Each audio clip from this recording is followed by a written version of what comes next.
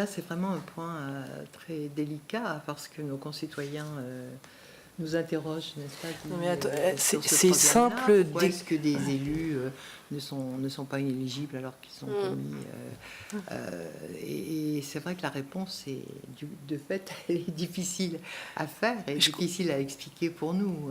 Mais elle est posée. Avouez que cette question, elle est un peu posée à l'envers. Je veux dire, il doit exister un texte qui dit que pour être éligible, par principe, on doit avoir un casier vierge, point barre. Oui. Il n'est pas question de peine ou de peine complémentaire ou pas, et comme ça vous évitez. Oui, c'est après, c'est-à-dire est-ce que...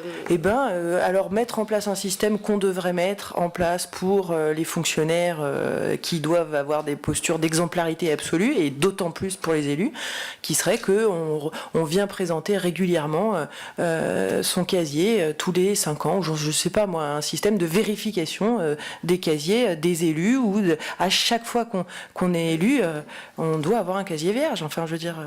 Oui, et j'ajoute que les préfets, et dans mon département, j'ai eu l'occasion de le constater, les préfets ont le pouvoir, lorsque bien sûr ils sont eux-mêmes informés du fait qu'un élu aurait été condamné à une peine valant inéligibilité, les préfets ont le pouvoir de constater l'inéligibilité de l'élu et donc de mettre fin à son mandat. C'est normal. Hein, ça peut également se produire. Mais c'est vrai qu'il n'y a pas une automaticité. Non, mais il ne s'agit pas de poser la question en termes de peine complémentaire, parce qu'effectivement, ce serait inconstitutionnel de prononcer une peine à vie ou quoi, voilà. Mais en revanche, de poser la question en amont, qui est une exigence préalable pour être admissible à une forme d'éligibilité. On est plus exemplaire que d'autres. Voilà, c'est tout. Comme nous, quand on prête serment avocat, comme les policiers à qui on réclame une exemplarité particulière, comme les enseignants qui viennent représenter la République et nos institutions. Bon, et ben quand il y a une condamnation, si vous êtes élu, et ben la condamnation, elle doit être automatiquement transmise à l'instance dans laquelle vous exercez. Ça, c'est une autre question, parce que la question, c'était de savoir est-ce qu'on mettait une... Ah oui, d'accord. Oui, je l'ai inversé pour pouvoir éviter de répondre. Non, mais... Parce que vous avez raison, en fait. Vous avez complètement raison. Moi, une peine automatique, d'abord, il y a le principe d'individualisation des peines et la liberté du magistrat. Je suis très respectueuse de ce qu'un magistrat puisse apporter une lumière, c'est ce que je disais, bien précise et circonstanciée à l'avenir par rapport à la gestion d'un fait sur lequel on ne peut pas revenir. C'est le principe d'une décision de justice.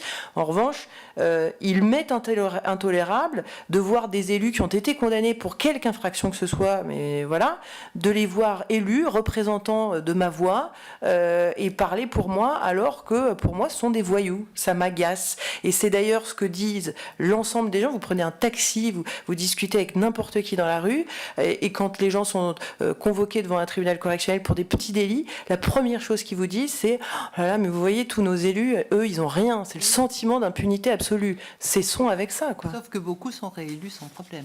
Ben c'est bien la difficulté. Donc, interdiction d'être élu quand on n'a pas un casier vierge, comme un prof, quoi. Non, moi je suis assez d'accord avec